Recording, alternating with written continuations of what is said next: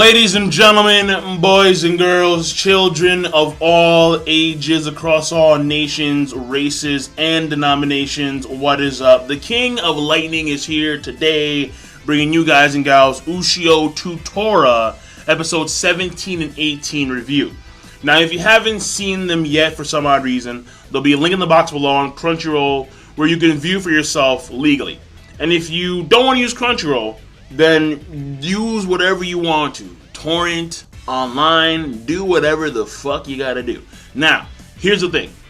Let's keep it cut and dry. Episodes 17 and 18, animation, through and through, pretty damn good. A lot of scenes I thought stuck out, obviously. For example, at the end of episode 18, where Ushio and Tora, they team up once again. And that initial cut that Ushio does against that swarm of Hyo was ridiculous. Like, he clearly leveled up. Like, that one swing, boom, and then just blew. And, like, that was a very intense swing. Honestly, it reminded me of for some reason, like, the backlash wave of Inuyasha. Like, I don't know why, but, like, it did.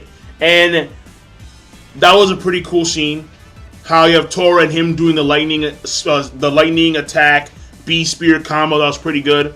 A lot of the scenes with Ushio when he was running around, I liked how the spear, he was never touching it. It was always levitating over his palm when he was in beast mode. That was pretty cool, honestly. Some of the scenes involving the girls, like when they were combing his hair, they were pretty good scenes. When you had when she was running across the bridge, that was good. I do like some of these like JoJo stances, like you got I'm like, what? Like JoJo stances in midair while combing hair. Like, I mean, it is what it is. The only ones that didn't have like a weird JoJo stance were you, who had like an actual like hurdler, like because she was part of the track team, yeah. So they have to emphasize that. So she can run across the bridge while it's falling, or something like that, and then she's able to do like a hurdler stance, and then she combs the hair as she's doing that stance. And then of course there was Asako. That was just like honestly that was the blandest one out of all of them by far. I understand the emotions there, obviously, but it was still like, nah. Everyone's going pure JoJo's, and here she is like, I'm like, what the fuck? So, you know, that was a relatively okay overall. And then you had the person that was inside the Beast Spear, the creator of the Beast Spear, he appears to be, and how they had blood going down his eyes, he was breathing fire, he was wild, like that was good. So animation through and through, good animation for both episodes 17 and 18. Now, when it comes to the overall pacing, it is well structured from an overall standpoint, because not only did they have this start at episode 16, the end of episode 16, but it carries on fairly well to episode 17. Though episode 17, it ends off with you about to do her thing, which, like, to me, the ending I thought was. To me, it was kind of out of place for episode 17. Like, it was an awkward cliffhanger. Like, oh, now it's Yu's turn, and done. So, like, that was just my only gripe with the pacing, honestly. And episode 18 ends off fairly well with, you know, them now going, like, Ushio and Tora, they're going to go into this cave where apparently a piece of Hakumen no Mono lies. So, the pacing was fine, just that I have that one little gripe, and that's really it. Now, when it comes to the overall story progression and character development, whatnot, I mean, basically, the main players for character development in these episodes are, I would say, the girls overall, but honestly, the ones that stick out among the girls are Asako and Yu. Saya, and you know what? Saya too. But Inoue and Reiko, not really, honestly. Because Inoue, her thing with Tora has been like a constant thing. It's been a constant running thing, so it's not like that shocking. Reiko, when she became normal, she has been fairly strong-willed. So when she like leads the initial charge on Ushio, I'm not that surprised, honestly. And the emotions that they all had were, you know, clearly there. And when I say the girls, I'm going to include Hinowa and Jun in there as well. And basically, Hinowa, it's like the same stuff there. I mean, she just recognizes that Ushio, like, he is, like, even though she pulls that tsundere thing where, like, she kind of hates him, at the end of the day, she does respect him, she does, like him.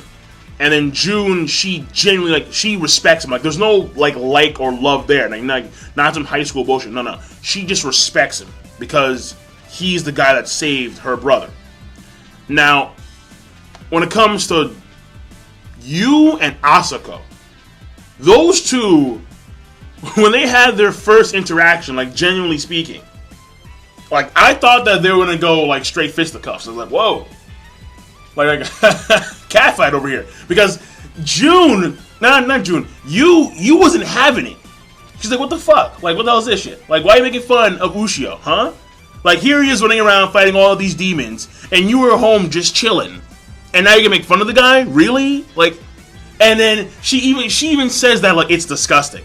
And I was like, whoa. Like, you was taking mad jabs at Asako. I'm like, damn. So I'm thinking, like, okay, so there's something clear going on there. Because, you, like, I think she likes Ushio, but more so in, like, the June side. More so in, like, the respectful side. Because, again, not only did he save her life, but also she was able to clear up the whole thing involving her father's death because of Ushio. She had closure because of him. So, that was pretty interesting to have those heads butting. Because both of them are fairly strong-willed. And how, even though you and, Asuka are strong-willed, it's Asuka who realizes that, you're right, but if he'd actually told me, if he had actually said something to me, I probably would have gone with him. Or I probably would have, because she has that, that childhood connection with him. And how she's the one that, like, genuinely, like, loves Ushio. Who's willing to die for Ushio's sake, like, genuinely speaking. Like, even tackles him off a cliff and is willing to die alongside with him. And she's okay with that. So, this harem that was formed in episode 17, which started off, like, pretty, like if anything for pacing, episode 17 was on the more quick side because the harem formed, like, almost, like, instantly. Because you had Jinmei, the founder of the Kohamei sect, who looks like that one girl in episode 3, which they actually reference in in episode 17. I forgot what her name was in episode 3. Hizaki? Something like that. Either way. And that basically she looks like her. And I think Jinmei is that one girl in episode 3. But she has her Chinese name, and then she has her Japanese name. Her Chinese name being Jinmei, her Japanese name being Hizaki, or whatever it is. So I think it's her, but I can't be too sure. And she looks like Inoue, which would probably hint that Inoue is, like, somehow related to the founder of the Kohamei sect. Maybe, I don't know. But it's not. Nothing has happened yet with Inoue pertaining to the Kohamei sect. Nothing yet, so I can't be sure, honestly. But the whole thing there was, like, once Jinmei talks to the girls, it's immediate, okay, let's get on the plane, let's go there. Like, time already passes by when they actually get to the area. So, and apparently it was like a few hours worth of time because they were there like almost instantly. Like, Reiko was already there with a taxi when Inoue and Asako were walking to school. They said, fuck school, we're gonna go to help Ushio right now. And just so happens that Yu and Saya met, where they were like on like the same plane kind of, and then they bump into each other, and then Yu starts to talk immediately about the Chinese ghost girl. And then she's like, oh yeah, like that girl. And so, like, and then in comes Ushio's father with the helicopter, like boom, no time wasted, like no journey there. And granted, it makes sense given Ushio's pace, because he was blitzing towards that cave. And they had to hurry because, he had to have his hair combed, which in itself is kind of weird. I mean, it's not bad, but it's just funky. And like they were there in like an instant's time, honestly. Like, they were ready. So episode 17, from that standpoint, I could probably say it's pretty fast. Now, character-wise for Asako, it's basically just like the solid notion that she loves Ushio and she will risk her life in any way, shape, and form for him. And This harem that was formed in episode 17 was, and probably is, one of the best well-oiled harems I've ever seen ever in Japanese, in anime history. Because it was a harem that not only was formed for the sole purpose of bringing back Ushio to his senses, not on some high school bullshit. It was formed so they could bring him back to his senses.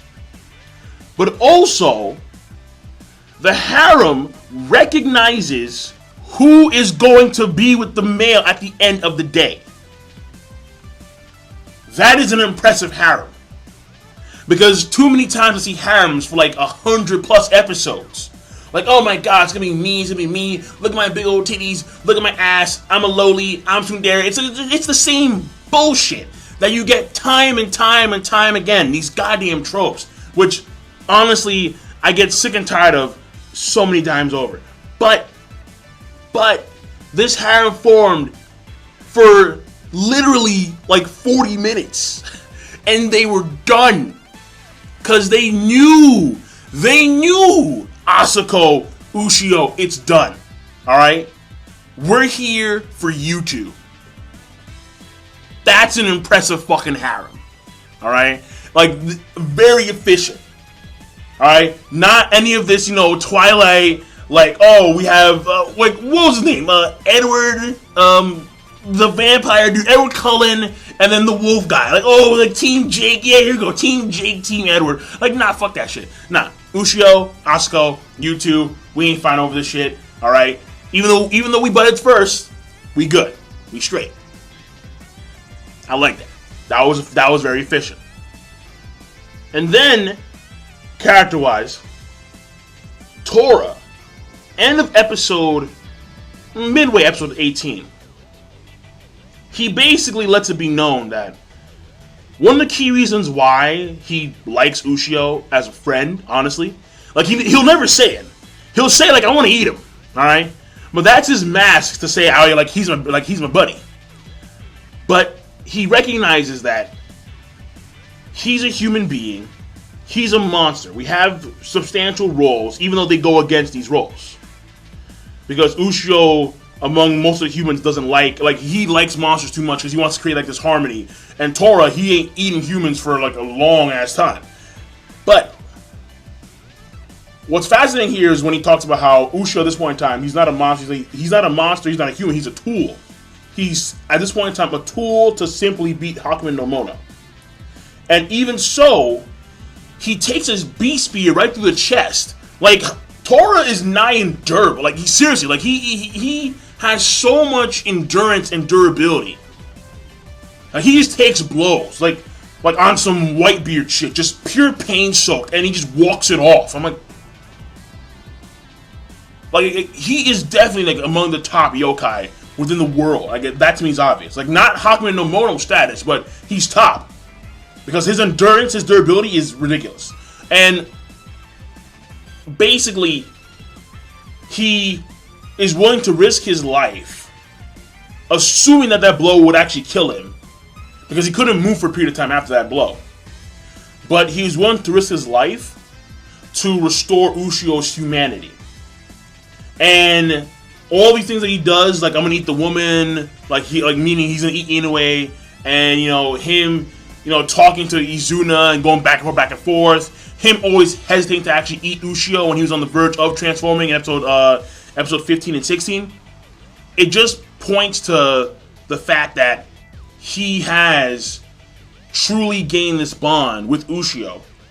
And it's a bond to the point where now it's so strong to where he's willing to risk his life over that bond. And I think in episode 18, it was like the final, like, it's the bow on the package. It's the cherry on top. It's like they are, for lack of a better word, I suppose, they're family. They're family. So that was, I think, very good for his character, because it was like the final leap. Like, they're friends. Or Ushio influences Tora, but to what degree? And now we see the degree, to the degree where he's willing to risk his life over saving his friend's humanity. and he won't tolerate dying by the tool to beat Hakumen no Mono. Maybe if it was his friend, but the tool, fuck no. So I like that. That was very good for Tora's character. And then you had Hyo come in there. Hyo, I mean, came out of fucking nowhere. But when he references how in this area is the creature that killed his family, that could be Hakumen no Mono related, which would be fairly freaking interesting. That would be very good. I'd actually like that a lot. And that was really it. So, overall, the episodes. Episode 17, I'm going to say, is more so on the good plus side. Episode 18, I'm going to raise the bar and say great. And I'll leave it at that. So, King Lightning, rate the video, comment, and subscribe as always. And I will see you guys and gals later. Peace. Have a nice goddamned day.